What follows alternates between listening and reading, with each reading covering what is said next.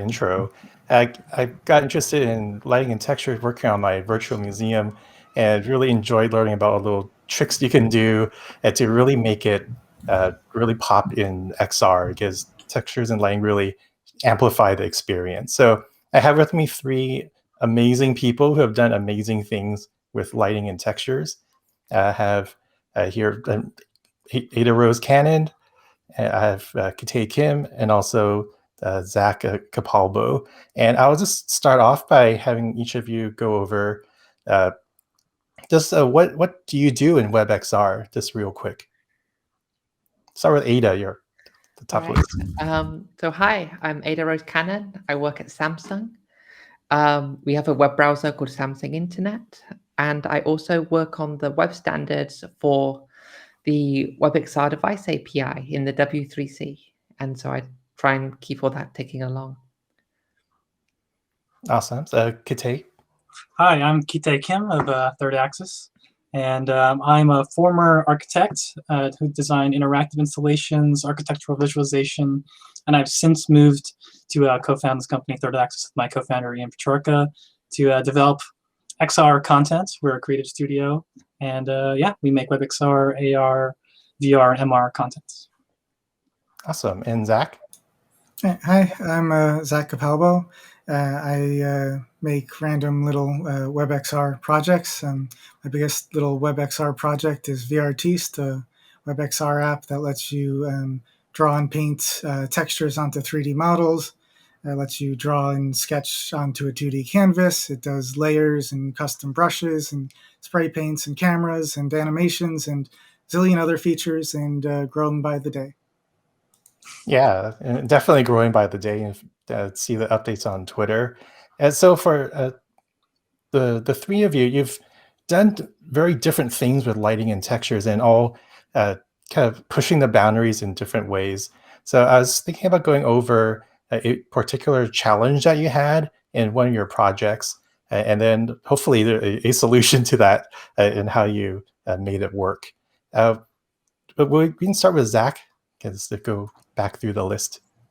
All right, cool. Yeah. So I was thinking of which challenge and solution to show. I decided I would talk about the VRTeast material packs. So one of the challenges I had when coming up with textures for my models was originally I would go in and paint the base colors, and then go in and paint the metallic texture, and then the smoothness, roughness, and then all of that. And that was kind of a pain in the neck. So I moved on to painting maps, and then I would apply a map of this material and use that map to layer this particular texture and then layer another texture. And that got really tedious as well. So what I came up with was this feature in VRTeast that I called material packs. And this lets you just draw a particular material straight onto the model using whatever brush you're doing. So here's a little demo video where I'm using the material packs to paint all of these different textures right onto this bug right here. You can see it just, you can pick and choose. It kind of blends it all together as you paint it, which loses some of the nice power of having a custom map for each different material, but it gets you to this nice blended texture really fast and supports the kind of medium quality little hobby projects that I was working on. So I thought that was a pretty nice, pretty powerful solution to this problem of trying to come up with textures and materials pretty quickly. I love that. I've been looking for a way to paint and texture 3D models, so I'll definitely have to try this out more.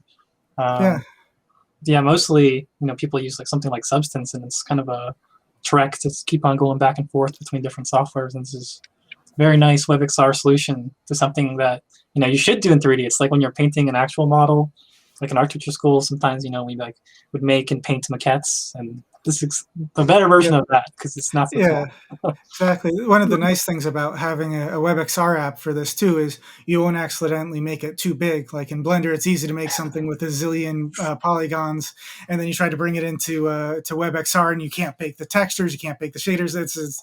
But with a WebXR app, it's all in WebXR A-frame 3GS already, so it's going to work. So it's a lot easier to have that freedom. All right, yeah, that's really incredible. Just how you use the combination of materials there. But there's also there's we have a sneak preview of something coming up. But you also I saw a demo you did where you had animation going as well with the textures, right? That was also something that was really cool. Yeah, it's a feature that not a whole heck of a lot of 3D texturing apps have that I know of. You can animate all the textures. It works great with Mozilla Hubs. Mozilla Hubs had that super clever UV scrolling feature, and VRTeast has experimental support for that. You can animate your textures, export it with the UV scrolling Hubs GLTF extension, bring it into Hubs and have animations, and then animate it with the 3D skeleton animations on top of that, and animations everywhere. It's pretty cool how all these different projects fit together so nicely.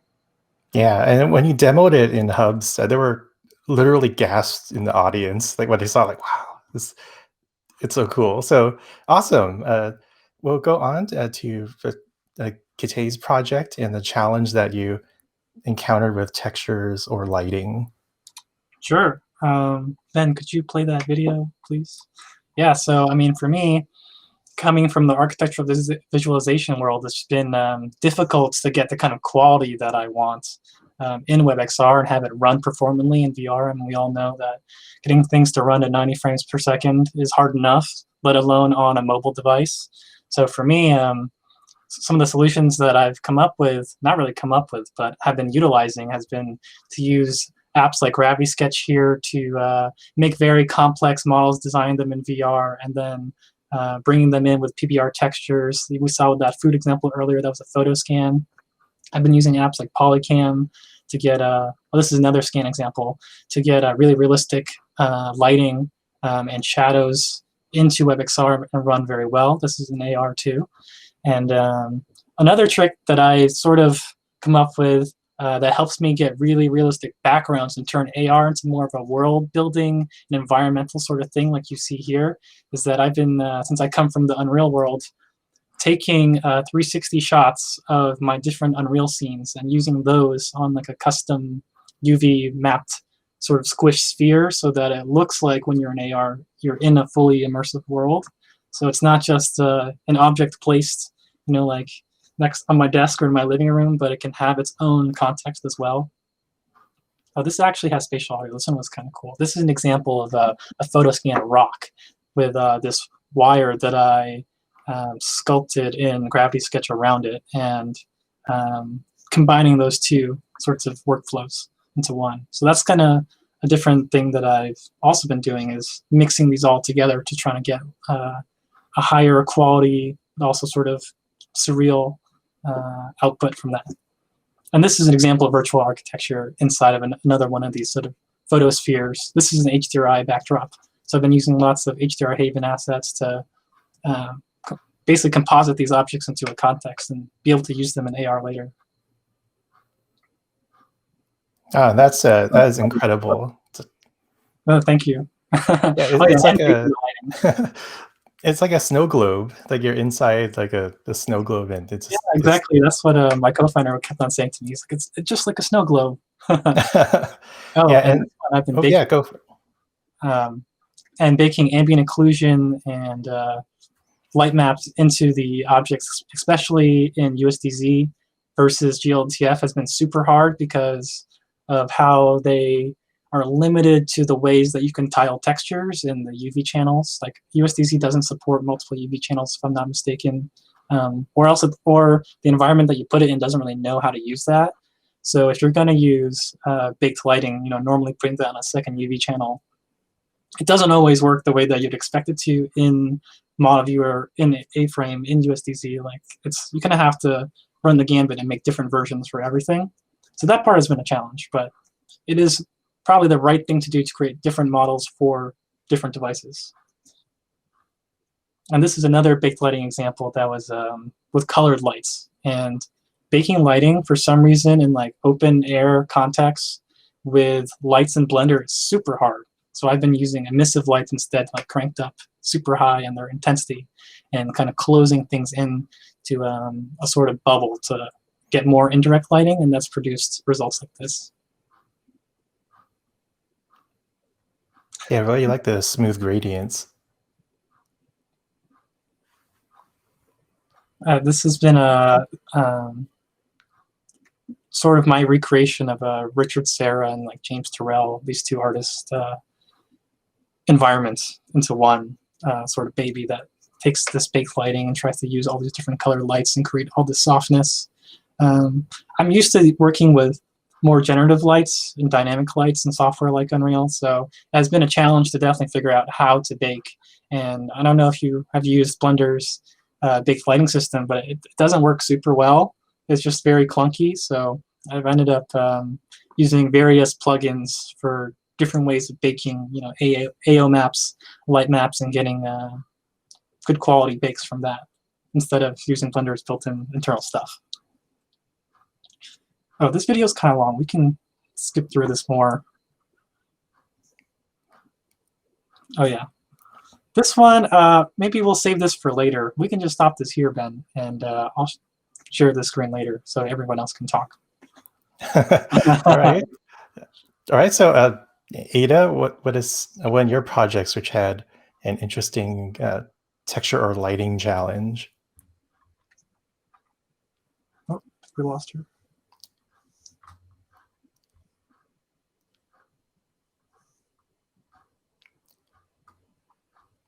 Well, while I wait for Ada to come back, Kite, you mentioned Blender baking, and yes, it is a challenge.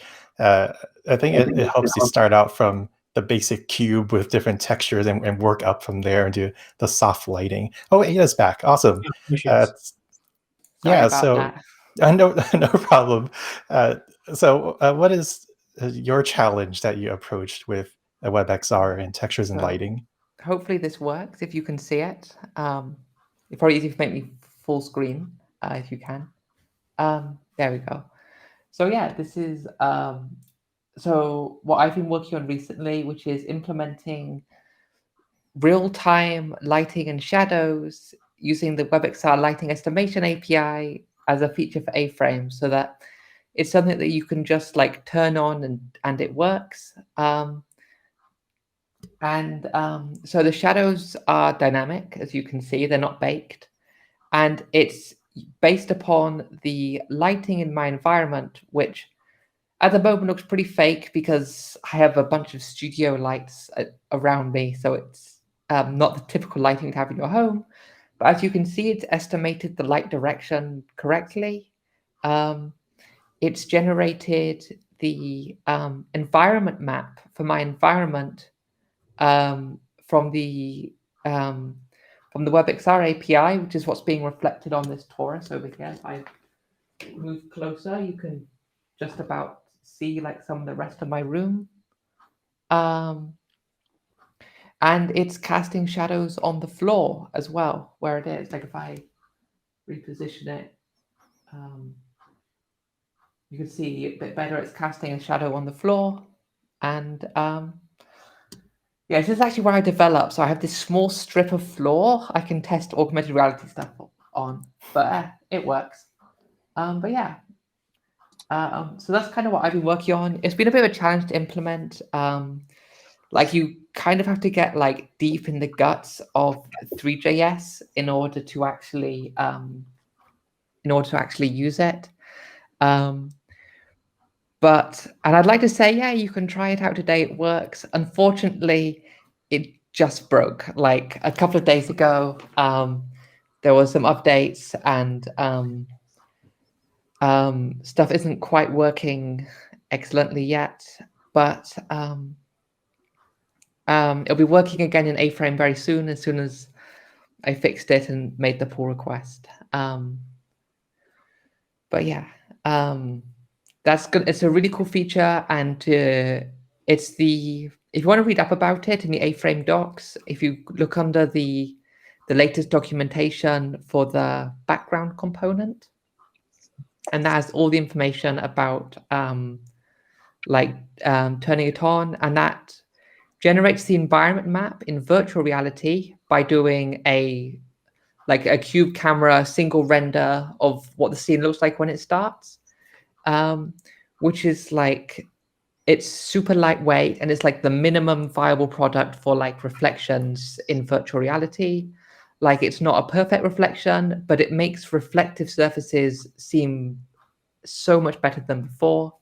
And then for augmented reality, instead of using a virtual camera of the 3D scene, it uses the lighting estimation API to generate the environment map. So it gives you, if you look in the reflections of virtual objects, you will see the reflection of real objects, which is pretty cool. You can also use it to, like, it also sets the directional lights of the camera. Sorry, the directional lights of sets a direction of the directional lights which have a shadow camera, so that you can cast shadows in the correct direction. So if there is a strong light source from behind you, you'll have a nice long shadow in the direction you expect it. And it works really well. Like, it's a nice effect, and it really does make objects feel like they're an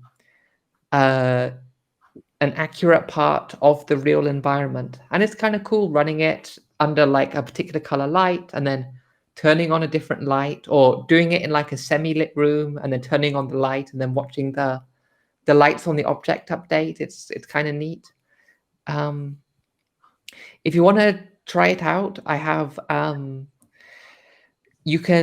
have an A-frame project you can fork on a glitch, which is ar-starter-kit.glitch.me, and you can remix that to show your own objects in 3D, or see how the code works to use it in your own projects. Yeah, so that's kind of what I've been working on. It was kind of challenging, but now I've solved it. I'm hoping it should be solved for everyone. Amazing. Yeah, and that's the best part, is that you did the hard work with working with this API, and then the rest of us can use it for our purposes. There are talks about education, about marketing, that all these uses of this effect, which is so effective. Like, your demo was live, right? Just to confirm that, yeah, It was just from my phone. I plug it in. yeah, and the objects, just with that added effect of interacting with the real environment, it really adds a lot to those models. And with your instructions, and others can reach that level far easier. Actually, the first time I heard your name was when I read an article about basis texture compression related to this talk, and you wrote up how to do it in Three.js, and I worked off of that. I was like, it's such a cool technology, which me trying to figure it out wouldn't have happened, and so just using your experience has really helped me in my project. So I do love Basis so much, actually. That is one technology I like promote at every opportunity, because it's just so cool. Like, the people who make it are just absolute geniuses, and there's no reason not to use it, because then you can like, it increases, like, it makes your loading time shorter and lets you have like 6 times more textures in your scene. It's like a double win. It's fantastic. I'm just waiting for Basis to come to Blender's GLTF exporter. That's my yes, Please, that would be amazing. one day, hopefully. and A-frame importer or decoder. Mm-hmm.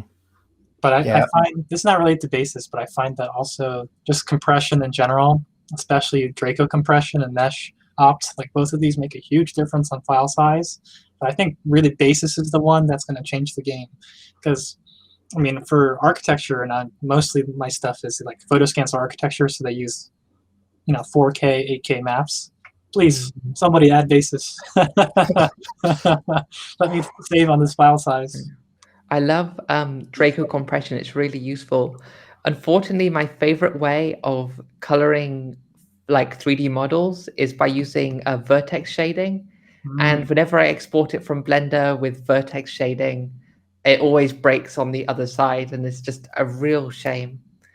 So I wish I could like work out, there's some problem in my workflow that breaks vertex shading and skeleton animations. And I Interesting. wish I could figure that out with Draco compression. Yeah, I have noticed that Draco also sort of bricks USDZ. Like if you try to convert a Draco compressed model with, let's say, a reality converter into a USDZ model, it just doesn't work, which is strange. But you can convert it in Model Viewer and it'll work. So that's a pro tip for people out there. Yeah, Zach, do you work with texture compression at all in VRTeast or your other projects? Yeah, VRTs can do JPEG compression, which if you're importing PNGs, it's better than that. Mostly I just use Squoosh for my personal projects and just drag and drop and adjust the slider till it looks good. I think Squoosh recently added basis support. At least I Did they? saw it briefly, but I thought that was like if you look for it, it might make things easier for converting it. That way you don't have to like get down dirty with the command line. Yeah, I haven't put it in VRTeast yet, but it's on my very long list of ideas of things to do someday. Yeah, well, the pace at which you add things and fix bugs, I'm sure it'll be there in no time for us. Yeah, for basis, like to play a game of how low can it go. Like I try to guess how far the compression will take it, and I'm usually surprised. Like it always makes it smaller than even what I could imagine. So it's such a good technology. All right, so I know we all love our own projects, but I want to throw this question out there of what are some other great uses of lighting and textures that you have seen out in the WebXR world?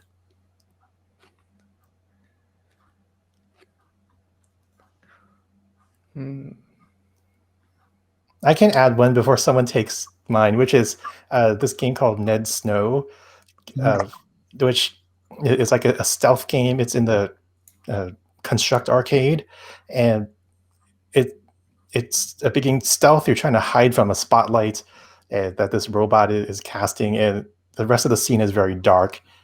And just the contrast and the simple light, it really adds a lot to the game's atmosphere. Makes it really scary because you have this one goal to not get caught.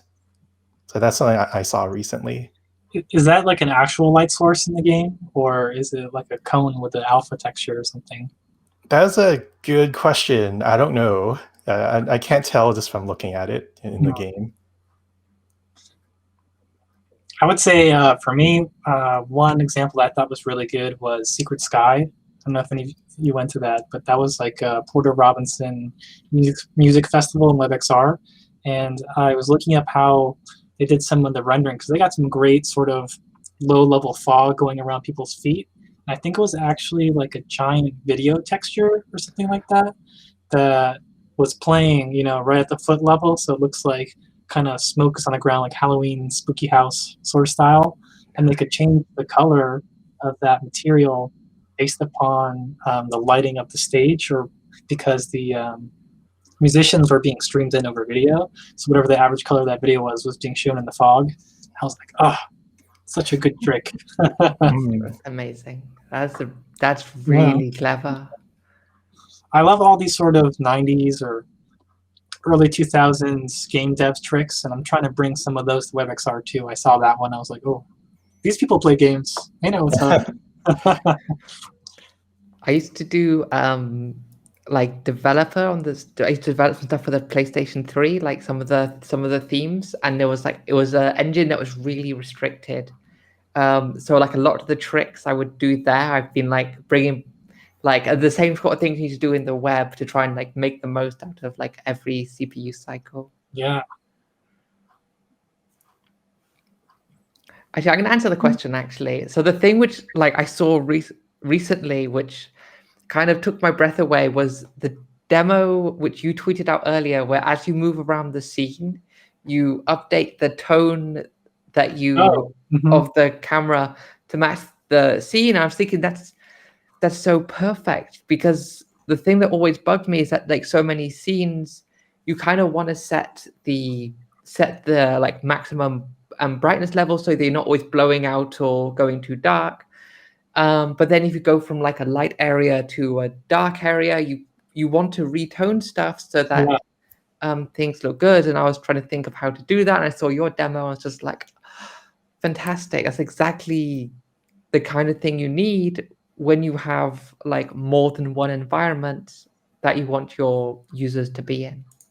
And it just kind of blew me away. Can I share my screen? Yeah. You can share that. I have that tab open. Can you all see this? Not yet. Not yet. I think you have to push this. Now I see it. There it is. Okay. Yeah, so this is WebXR scene I was making of this virtual architecture inspired by this Italian architect Carlo Scarpa.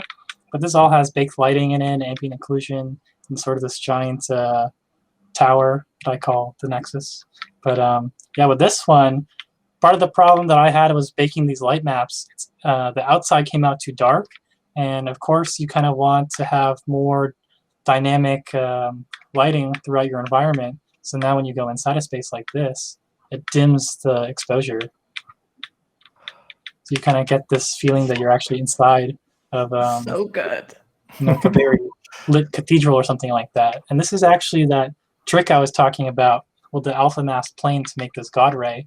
So it's actually just the plane that I painted with a couple of linear gradients, and they fade out as you go lower. So you can walk around. This actually has spatial audio, but I don't know if that's playing right now for you guys. No, but still, just the visuals. It's so cool. The sun shafts, God rays, is a great effect.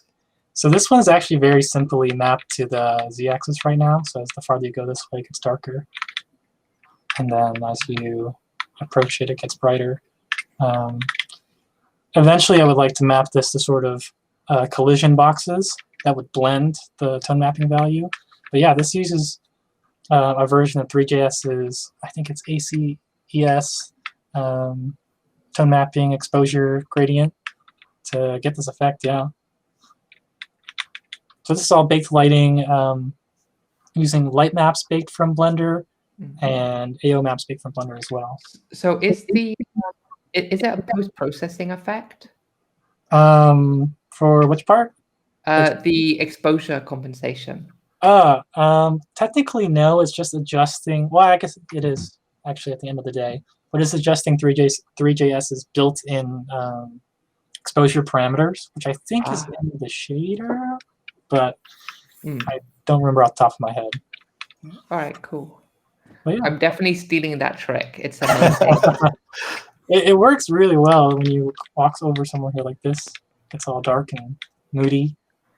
It'll be so good to map it to the movement, the collision geometry, the geometry you use for like where the navigation mesh. If you could do it there, and then work out their position with the navigation mesh, and that's a good idea. Yeah, I mean, we just kind of came up with this recently, so we're trying to develop a way to sort of make this, more easier to use and based upon the player's position rather than, well, in a more discrete way, I guess. So you could have, a value, let's say, while you're out here, be 1.5 in the exposure, and then as soon as they walk through this door, to blend down to, let's say 0.9, and then as soon as you go outside again, it should change.